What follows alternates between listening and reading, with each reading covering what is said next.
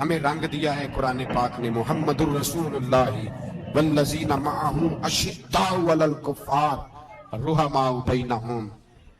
پہلی بات یہ ہے کہ کافر کے لیے سختی کا جذبہ رکھیں، نرمی اتنی دیر جتنی دیر اسے دین کے قریب کرنا، لیکن اگر وہ بغض دکھائے تو اشداء علی الکفار، اور مومن کے حق میں رحماء بینہم۔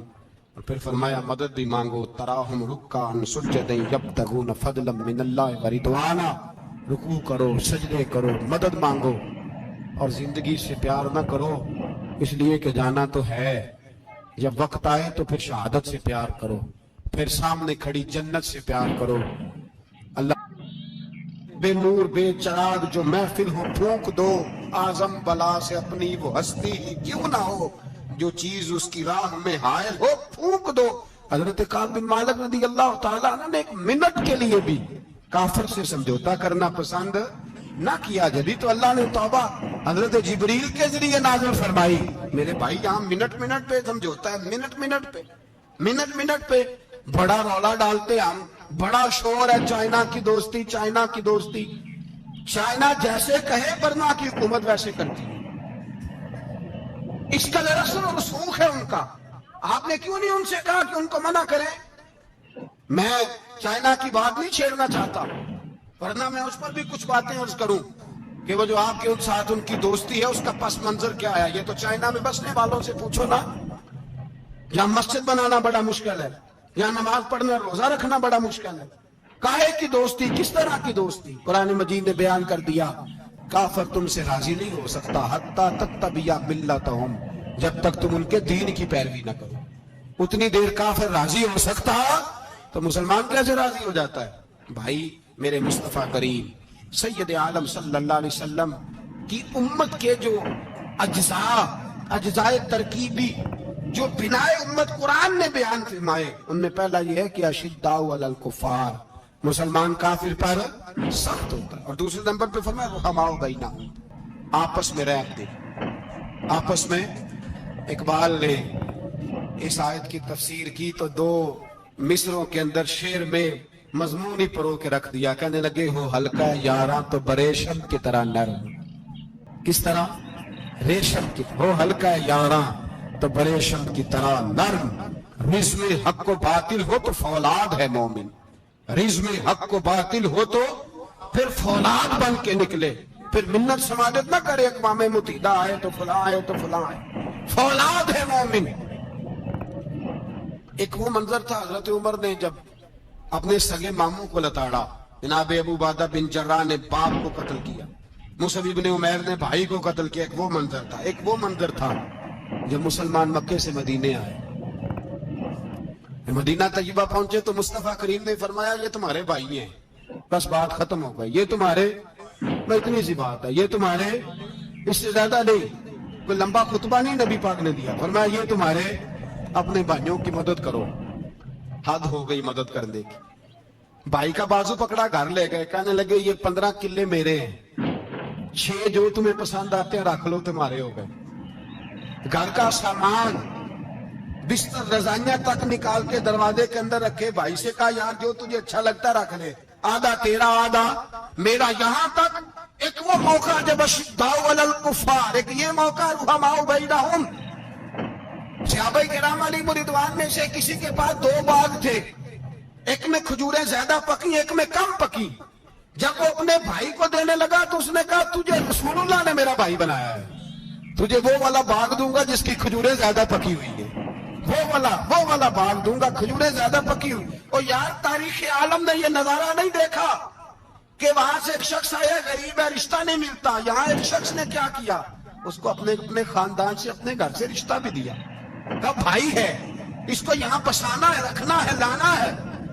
کوئی تہذیب کا ٹکراؤ نہیں ہوا، کوئی ان لوگوں کے آپس میں جھگڑے نہیں ہوئے، کوئی نہیں کہا کہ یہ مہاجر ہے یہ انصار ہے، کوئی کسی جگہ نہیں کہا تمہارا کھانا پینا رہنا سہنا الگ ہے، کوئی کسی جگہ بحث نہیں ہوئی، آدھا بانٹ کے دیا۔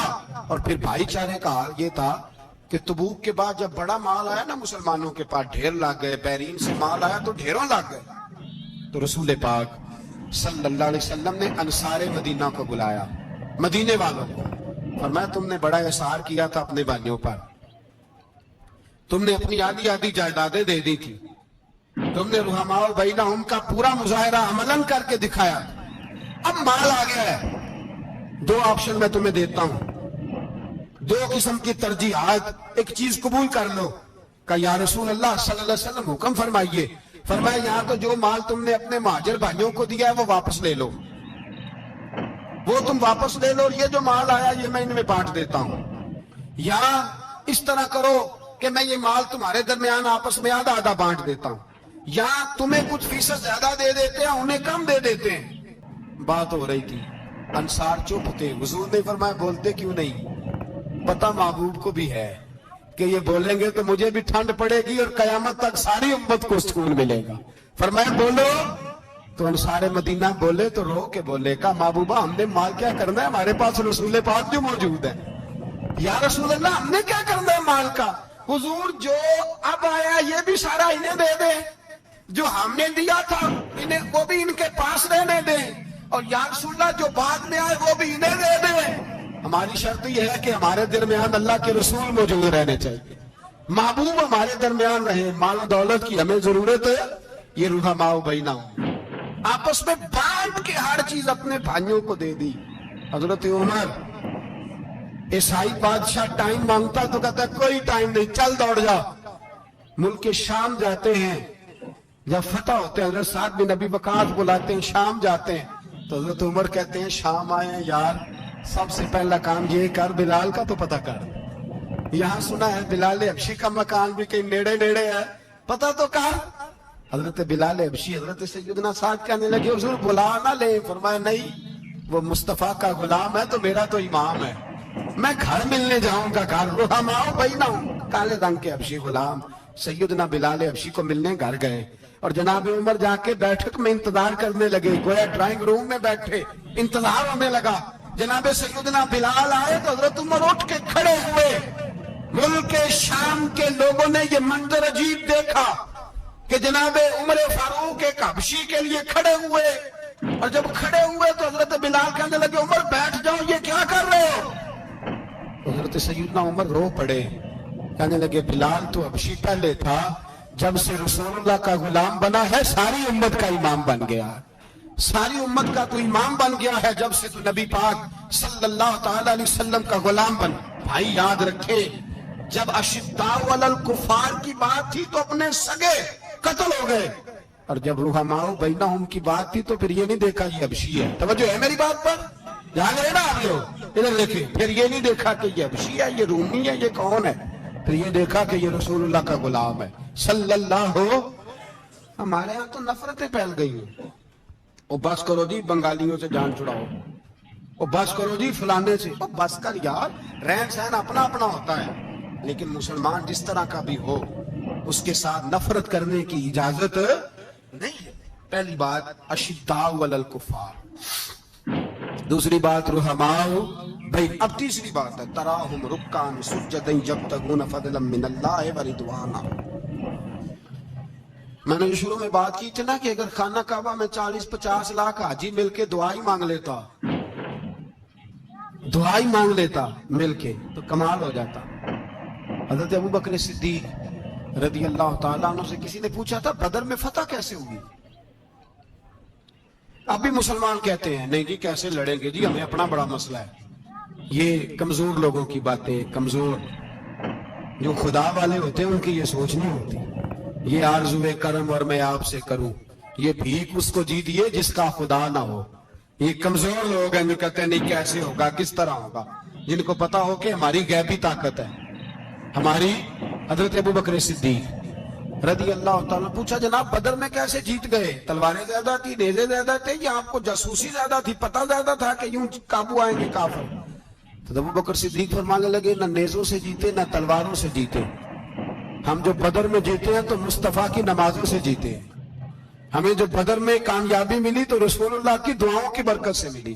فرمانے لگے کافر ساری رات شرابیں پیتے رہے, ساری رات وہ ناچ گانے میں مصروف رہے, اور میں حضور کے خیمے میں موجود تھا, نبی پاک ساری رات نماز پڑھتے رہے, ساری رات حضور نماز پڑھتے رہے, ساری رات اللہ سے دعا کرتے رہے. فرمایا صبح جو کامیابی ملی تو یہ مصطفیٰ کی نمازوں کی برکت سے ملی. ایک بزرگ کی میں بات سن رہا تھا، وہ کہہ رہے تھے اب نمازیں عبادتیں ریاضتیں بعد میں کرنا، پہلے جہاد کرو.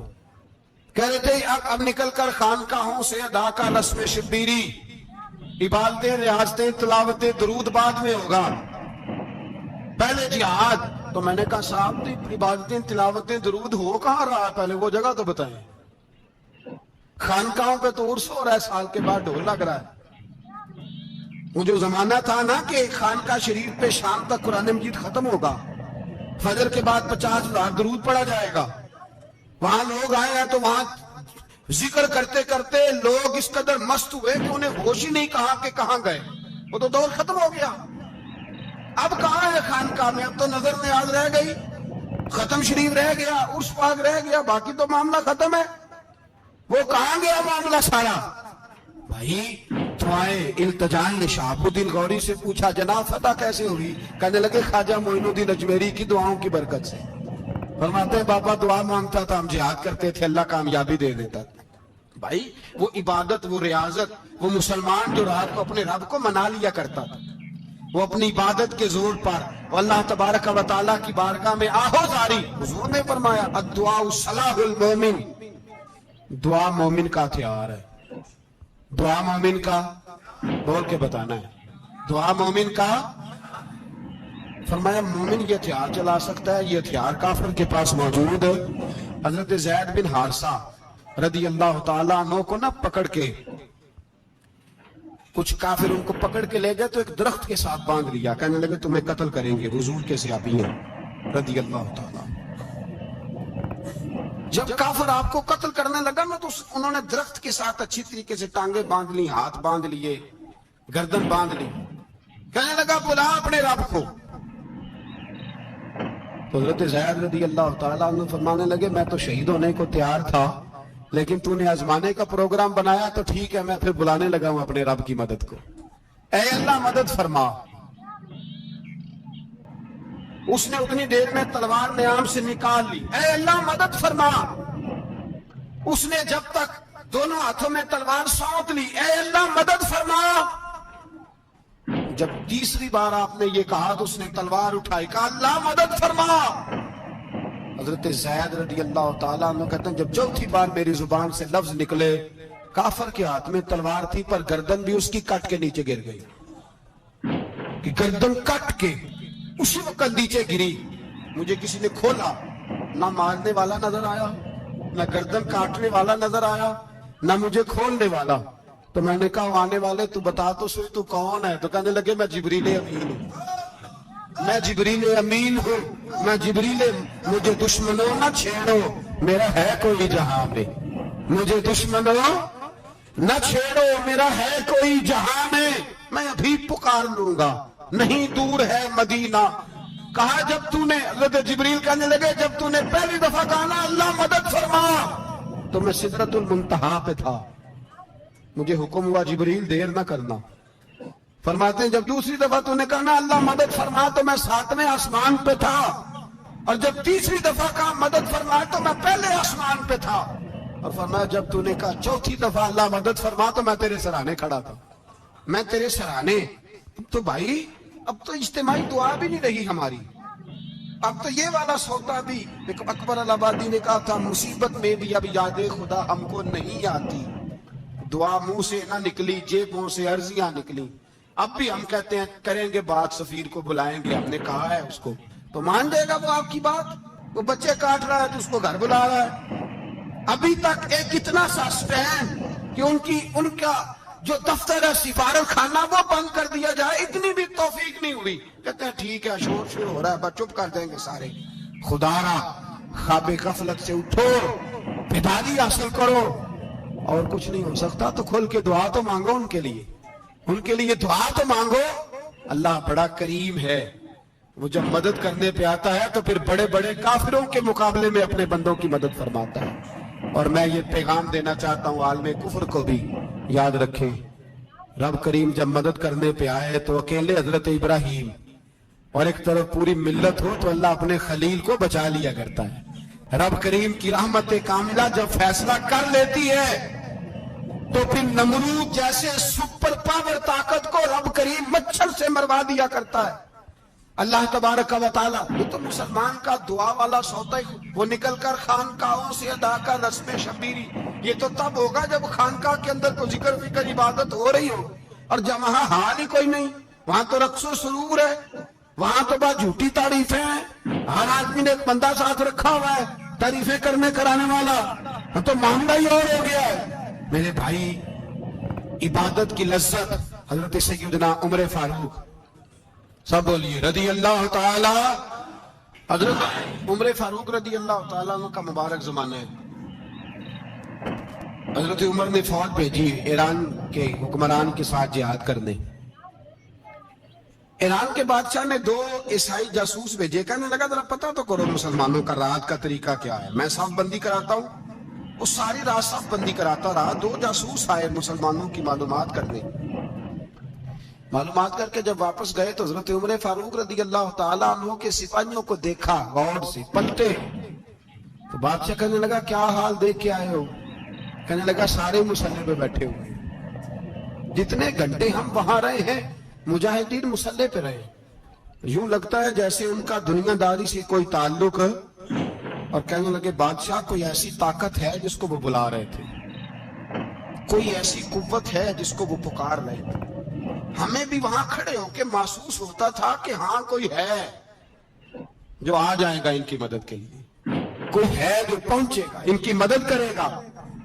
ایران کا بادشاہ کہنے لگا مجھے سمجھ آ گئی ہے، وہ جسم کی طاقت سے ہی نہیں لڑتے، وہ کوئی غیبی طاقت ہے جس سے وہ لڑتے۔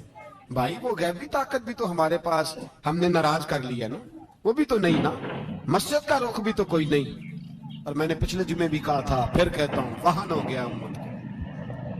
نبی پاک نے فرمایا امت کو وہ کیا ہے، دنیا سے محبت ہو گئی ہے، موت سے کراہت ہو گئی ہے، وہن ہے۔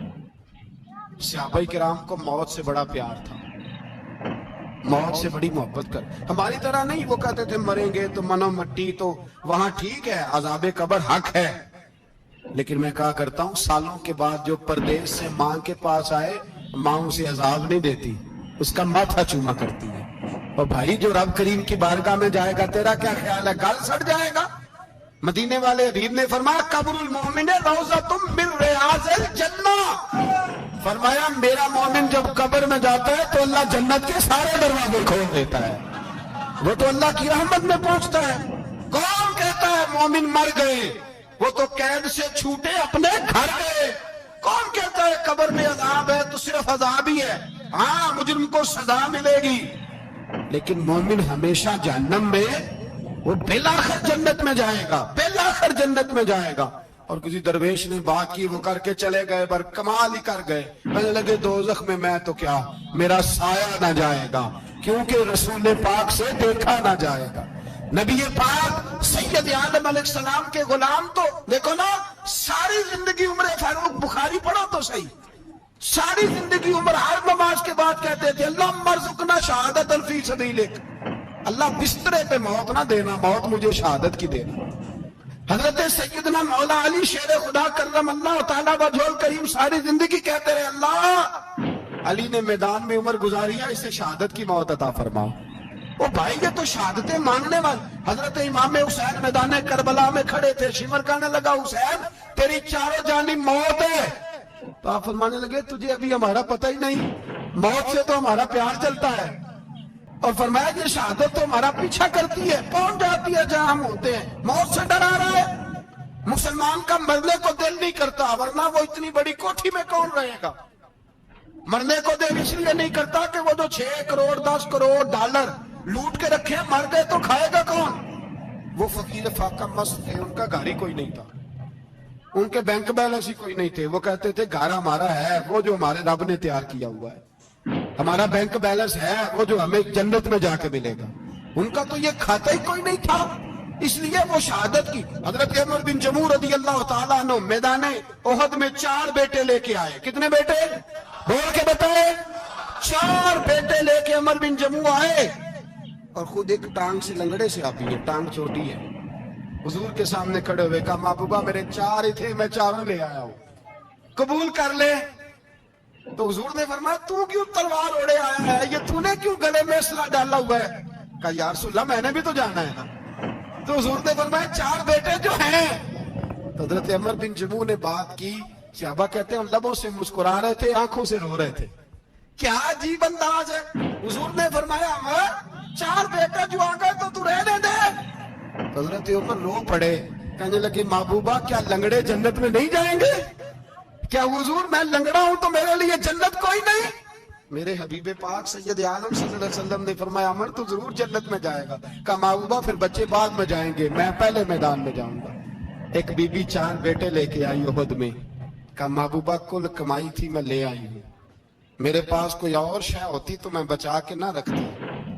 بیٹے دے کے نا حاضری لگوا کے تو واپس دروازے پہ لے گئی. تو حضرت سیدنا عبداللہ ابن عمر فرماتے ہیں بی بی بول رہی تھی تو میرا جذبہ جہاد بڑھ رہا تھا. اپنے بیٹوں کو کہنے لگی میں تمہیں حضور کے پاس چھوڑ کے جا رہی ہوں, جب تم میدان میں گرو گے تو میں تمہیں دیکھنے آؤں گی. دیکھنا تمہاری پشت پہ کوئی زخم نظر نہ آئے. جتنے تیر کھانے ہوئے سینے پہ کھانا, اتنے تلواروں کے نیزوں کے زخم برداشت کرنے ہوئے یہاں کھانا, پشت پہ زخم نظر نہ آئے. حضرت عبداللہ ابن عمر فرماتے ہو بی بی کی گفتگو میرا جذبہ جہاد بڑھا رہی تھی. ایک بی بی 3 سال کا 4 سال کا بیٹا لیے رو رہی ہے, احد کا دن ہے. سہیلیاں پوچھتی ہیں تو کیوں روتی ہے؟ وہ کہتی ہے دیکھو میرا خامد بھی بدر میں شہید ہو گیا, بھائی اور باپ بھی. دل کرتا ہے کوئی جوان بیٹا ہوتا تو آج مصطفیٰ کے ساتھ اسے ہی بھیج دیتی. کوئی جوان میرے پاس ہے ہی 3 سال کا تو کیا کروں, 3-4 سال کا بچہ کیا کرے گا؟ پتہ نہیں کیا دلیل آئی. اچانک اٹھی, بیٹے کو سینے سے لگایا, کپڑا ڈالا, مسجد نبوی پہنچ گئی. حضرت بلال کہتے ہیں مجھے ملی, کہنے لگی بلال مجھے پتہ ہے حضور تیاری کرا رہے ہیں جنگ کی, پر 2 منٹ اگر میری ملاقات ہو جائے. بلال حبشی کہنے لگے حضور ہم ایک بی بی ضد کر رہی ہے. حضور باہر آئے, کہنے لگی حضور میں فلاں کی بیٹی, فلاں کی بہن, فلاں کی بیوہ ہوں, میں نے بدر میں 3 شہید دیے ہیں, اب میرے پاس یہ 3 سال کا لال ہی بچا ہے, بڑا فخر ہے میرا. لوگ مجھے شہید کی بیوہ, شہید کی بیٹی, شہید کی بہن کرتے. دل کرتا ہے شہید کی اماں بھی کہیں جاؤں تو میرا بیٹا لے لے. سیدنا بلال کہتے ہیں حضور مسکرائے, کہنے لگے یہ 3 سال کا نونہال کیا کرے گا؟ کہتے ہیں اماں کا عجیب جذبہ ہے. کہنے لگی محبوبہ سنا ہے اسلحہ بھی تھوڑا ہی ہے, ڈھالے زیادہ کوئی نہیں, میرا بیٹا ساتھ رکھ لیں, جب آپ کی طرف کوئی تیر آیا نا تو میرا بیٹا ڈھال کے اس کو ڈھال بنا کے آگے کر دینا. محبوبہ ڈھال تو بانی سکتا ہے نا. حضرت بلال فرماتے ہیں مصطفیٰ کریم نے فرمایا جا میں نے قبول کیا, قیامت کے دن بیٹا گھر لے جا, جب تیرا نام پکارا جائے گا تو شہید کی اماں کہہ کے پکارا جائے گا, جا تو گھر لے جا. کہتے ہیں چلتے چلتے ایک غریبنی اور آ گئی, اتنی سی ہٹی بان کی, اتنی سی. بلال حضور سے ملاقات ہو جائے گی. نبی پاک آ گئے, کہا محبوبہ یہ غلبہ اسلام میں میرا بھی حصہ ڈال لے. حضور نے فرمایا یہ کیا ہے؟ کہنے لگے حضور خامد فوت ہو گیا, اولاد اللہ نے بے نیازی سے دی نہیں, سویرے چرخہ کاٹ کے رزق حلال کھاتی ہوں, میرے پاس نا یہ اتنا سا بان ہے, ایک گھوڑے کی لگام بن جائے گی. محبوبہ حصہ تو ڈال جائے گا نا دین کے لیے, میری قبولیت ہو جائے گی. میرے حبیب نے ہاتھ اٹھائے اور دعا مانگی, کہے اللہ جتنا تو میدان کے مجاہدوں کو اجر عطا فرمائے اتنا اس غریبنی کو بھی عطا فرما, اتنا اسے بھی دینا. بھائی یہ جذبے تھے, یہ رنگ تھا امت مسلمہ کا, اس لیے کافر گھر میں بیٹھ کے کانپا کرتا تھا. اب اسے پتا ہے یہ اے سی والی کار سے نہیں نکل سکتے, اسے پتا ہے کہ ہم نے انہیں بوتل پہ لگا دیا ہے, اب یہ پیپسی مرینڈا اور یہ پی کے کھانے کے ساتھ تو یہ مست رہتے ہیں, اب یہ نہیں نکل سکتے گھر سے. ہم نے انہیں ان چیزوں پہ لگایا ہے جو ان کے وجود کو کھوکھلا کر رہی, اب کیسے میدان میں نکلیں گے؟ وہ اس لیے نہیں ڈرتا کہ وہ تیری آسائشوں, تیری زندگی میں آنے والی سہولتوں سے آشنا ہے. موت بستر پہ بھی آ جاتی ہے, لیکن جس کو میدان میں آتی ہے وہ ساری زندگی زندہ رہتا ہے, وہ ساری زندگی زندہ رہتا ہے. بھائی مرنا تو ہے لیکن اگر زندگی دین کے کام آئے گی تو امر ہو جاؤ گے، بچ جاؤ گے۔